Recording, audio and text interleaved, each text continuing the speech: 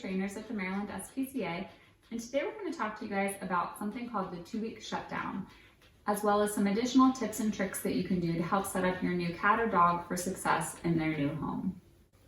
So one of the most important things when you bring a new cat or dog home is getting them used to a predictable routine. When we make things very consistent and routine for them, it can help to prevent stress and anxiety. It's also very important that you make sure that during the first 2 weeks, they really have an opportunity to, again, get used to your consistent routine, but also have an opportunity to be alone and decompress. The shelter is an extremely stressful environment, and even if they've previously been in a foster home, going from that place and transitioning to a brand new home with other possible children or pets can be really stressful for them. One of the other things that we generally recommend when you bring a new dog home is getting them used to being in a crate. So one of the easiest ways to do that is to feed your dogs regular meals and any yummy goodies like Kongs or bully sticks or any chews or anything like that inside the crate. So they start to associate that with really good things. If they're too nervous to have the door closed, you can start reinforcing them for going in, treating them inside, and immediately letting them come out. And just having the crate door around and open so that they can come and go as they please with the occasional goodie inside can also be really helpful. For some dogs that are very stressed by the crate, especially when being closed in, sometimes confinement can create more harm than good. So what we can also do is still confine, but with a little bit more openness. So for example, you can utilize barriers such as these to kind of keep your dog confined to one room at a time. So by stretching them across and blocking off your dog's access to other parts of the house, that can be really helpful. So your dog's still confined, but in a bit more of an open area. Now this is obviously something that your dog could easily get through if they wanted to. So you always want to start this out managed. It's really nice if you have the ability to take a day or two off of work, especially right now during the quarantine if we're home. Really get our dogs used to their safe space without the other animals around. Preferably if your dog is stressed by being confined in a crate. Good boy, very nice. If your dog is stressed by being confined in a crate, what you can do is also try a room. If you are concerned that your dog is going to be destructive, a bathroom or a kitchen closed off where we've got a little bit more durable flooring and less items like a couch or other furniture for them to destroy. But really, the best thing to do is just, again, to get them used to their area by building nice positive associations in the space. So one of the things that a lot of people don't realize is dogs and cats can become what we call trigger stacked. So maybe they're okay with one dog or one cat, but if we start bringing in dogs, cats, kids, strangers, all these different things that are brand new in a brand new household that they don't know anything about, it can be extremely stressful for them. So we want to minimize the triggers and the novel things and just, again, keep it really baseline, routine, and then gradually over the course of the next 2 weeks start to get them used to those other things.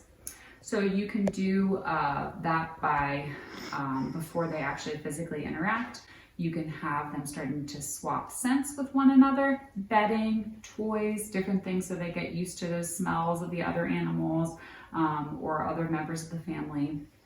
You can also start to take them on different tours of your home without other animals around.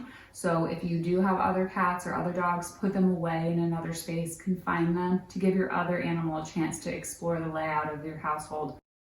So one extra tip that we like to offer or recommend for people who have just brought a new dog home, you want to make sure that you manage basically any time you're interacting with your dog is a training opportunity. So if you're working in the kitchen and you want to minimize counter surfing, you're doing stuff, preparing food, intermittently offering them a reward for having 4 paws on the floor or offering something nice like a sit, yes, can be really helpful.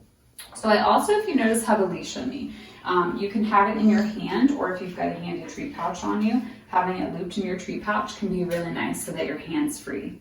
I also do typically have a treat pouch on me so I can quickly offer good things. Or if you would like, you can also have a little jar of dog cookies or treats that you can easily hand them. But you're actually doing a couple of different things. One, you're managing them from going and getting into trouble, chasing cats, doing anything, assuming of course that they're already out and about with one another, or just simply reinforcing them for good behaviors. You also, by having them tethered to you, this is actually a really nice introduction to loose leash walking.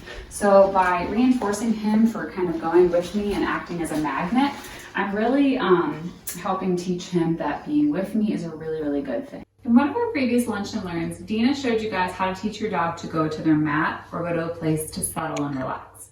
This is very helpful when you bring home a new dog into your home, especially if you have a multi-pet household that includes cats and a new dog. So this guy right here used to be very interested in our cats and had a desire to chase them. So one of the first things that we taught him was how to go and relax on a mat, and that became his incompatible behavior when other cats would go by. So as soon as Cat entered the room, immediately patting him on the mat so he knows to stay there, and he associates the cats with a really good thing. After a while, if you do this over and over and over again with practice and repetition, your dog's going to start to associate the cat with good things and start to offer the behavior that we've been reinforcing them for, such as settling on the mat. When you do this, just to preface, you still want to utilize management. So you still want to have your dog on a leash that you are physically holding to prevent them from chasing. You can also set up baby gates or barriers around your dog so that they physically can't chase as well. But really what we want to promote first and foremost is calm, relaxed behavior in their new home, especially when your other pets are around. If you have dogs, you can also start to, again, after the 2-week period, start to take them out on walks together, mutual walks parallel at a distance, and gradually start to get closer so they start to get used to and habituate to the presence of one another outside of the home in a more neutral area. Thank you for watching our Lunch and Learn today, and please like and subscribe for more videos.